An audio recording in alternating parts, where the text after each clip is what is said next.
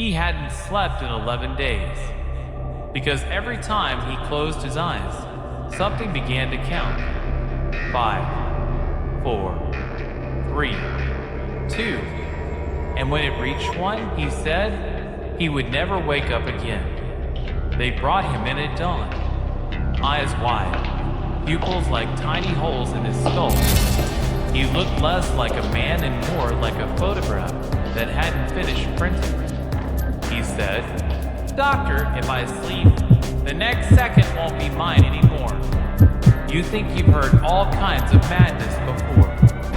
Trust me, so did I.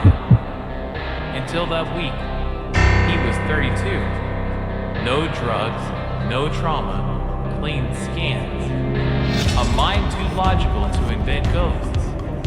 He worked in code and systems. Maybe that's why he noticed when the system started answering back. At first, it whispered through his dreams. Not words, numbers. Then it started counting when he was awake. Always steady, mechanical, almost gentle. 5, 4, 3. He stopped sleeping. He told me the voice came from the second between thoughts. He said that's where it lives. The space between your blink and your next heartbeat. When I asked what happens if it finishes counting, he smiled. Then it starts counting you. We gave him sedatives. Double dose. His body stayed awake. I watched his EG. Perfectly flat on the sleep line. Perfectly active everywhere else. He said the voice was adjusting. That it was learning to speak through the hospital lights. By the third night, the nurses reported the clocks were out of sync. Just seconds apart, but spreading. Every corridor, every room, time shifting like breathing. He didn't scream. He only whispered, "It's not keeping time anymore. It's keeping score." I sat with him the next evening. He hadn't blinked in minutes. I asked what he heard now. He looked at me calm and said, "Tomorrow. You want to laugh. You think it's psychosis. Sleep deprivation, hallucinations, textbook." But his voice, it was rehearsed. Like someone had already told him exactly how I'd respond. And when I asked, "What do you mean tomorrow?" he said, "I can hear you saying that." That's when I noticed he was half a second ahead of me. Not metaphorically. Literally. He answered before I finished my sentences. I told myself it was a trick of exhaustion. Mirror neurons. Predictive memory. All the tidy words that make doctors feel in control.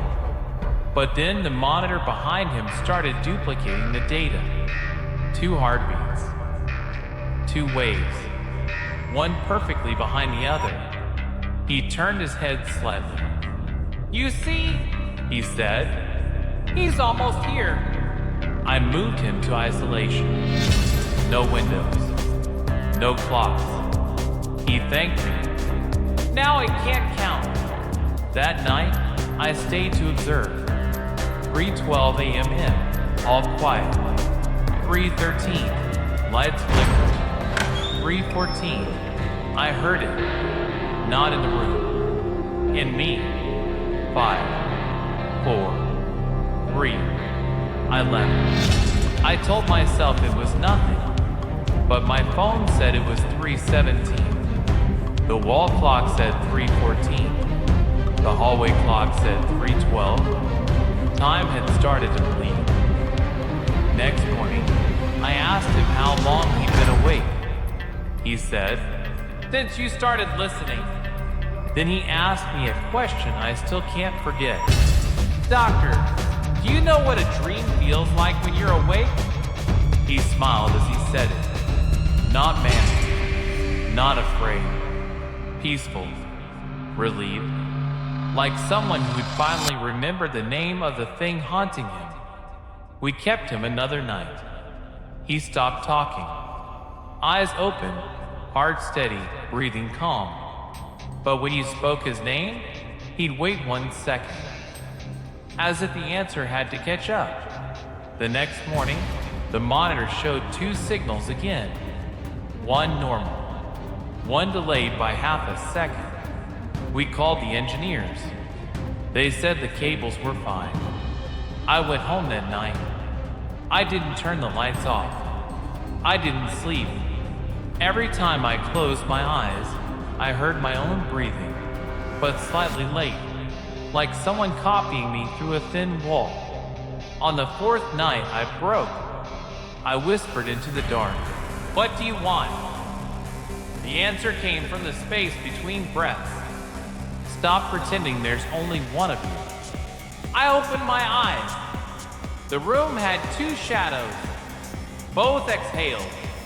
Only one inhaled. The patient is still here, still awake, still smiling. Sometimes when I pass his door, I hear 2 sets of footsteps, one arriving half a second late. And lately, I've started noticing something else. When I speak, the echo doesn't wait for walls anymore. It answers immediately. It sounds like me, but tired, older, waiting. So if you hear counting when you try to fall asleep tonight, don't let it reach 1. I'm Dr. ____, and this was one of the files they told me to delete.